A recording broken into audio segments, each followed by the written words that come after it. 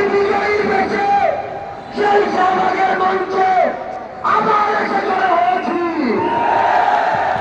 সেই স্বৈরাচারী সরকার পুলিশ দিয়ে আমাদের ব্যারিকেড দিয়েছিল, সেই স্বৈরাচারী সরকার কোথায়?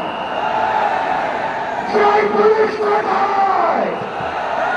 আমরা স্পষ্ট করে বলে দিতে চাই, বাংলাদেশের ছাত্র জনতাকে ব্যারিকেড দিয়ে আটকে দেওয়া সম্ভব নয়। যদি আটকে দিতে চান, গদিতে আগুন চলবে। ওই স্বৈরাচারী সরকার নাকি ভারতে বসে পাল্টা করে বিদ্যালয়ের চেষ্টা করছে। এর চেয়ে বেশি হাস্যকর আর কি হতে পারে?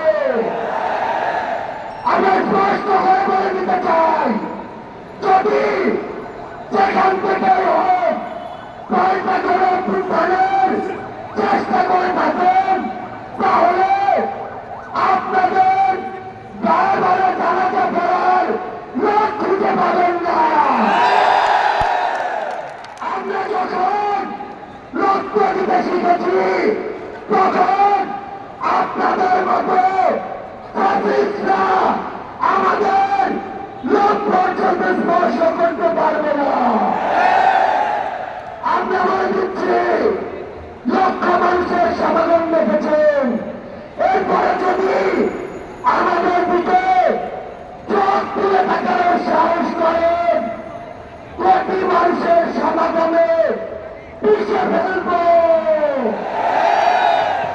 আমি স্পষ্ট করে বলে দিতে চাই, এই বাংলাদেশ 16 বছর পরে স্বাধীনতার যে নতুন মুখ দেখেছে, সেই মুখের দিকে কেউ যদি নজর দেওয়ার চেষ্টা করে, তাহলে তার জায়গা আমাদের এই বাংলাদেশে হবে না। আমরা একটু আপনাদের স্পষ্ট করে বলে দেন, ওই যে সরকাররা, ওই যে দুচক্রীরা, তাদের যারা দোষের, তারা কিন্তু একদিনের অভ্যুত্থানে দেশ ছেড়ে চলে যায়নি।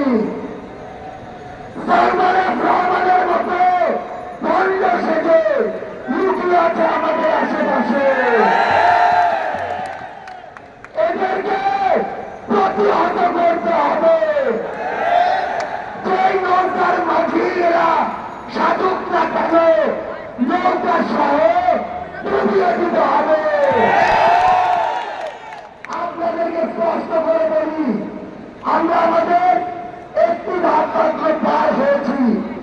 যতদিন পর্যন্ত জনতার দ্বারা নির্বাচিত জনগণের সরকারের হাতে ক্ষমতা না যায়, ততদিন পর্যন্ত রাজপথে 10 মিনিটের ঘোষণায় নামার জন্য প্রস্তুত থাকতে হবে।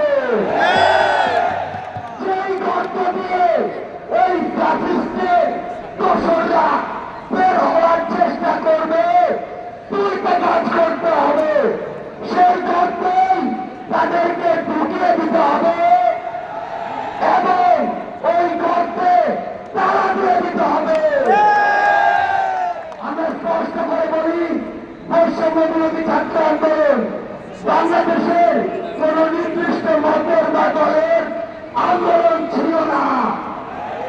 এটি এই ফ্যাসিলিটির বিরুদ্ধে পুরো বাংলাদেশে সকল মতের, সকল দলের, সকল জাতের, সকল বর্ণের মানুষের সম্মিলিত একটি আন্দোলন ছিল। সে জায়গা থেকে সামনে যদি বিন্দু পরিমাণ কোন বাধার আশঙ্কা আমরা দেখি, তাহলে ওই 5ই আগস্টের মতো জনতার স্রোতে তাদেরকে পিছিয়ে দিতে হবে।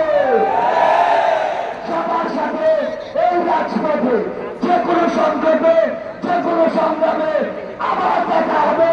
সেই পর্যন্ত আমাদের এই সংগ্রাম, আমাদের এই লড়াই জারি থাকুক।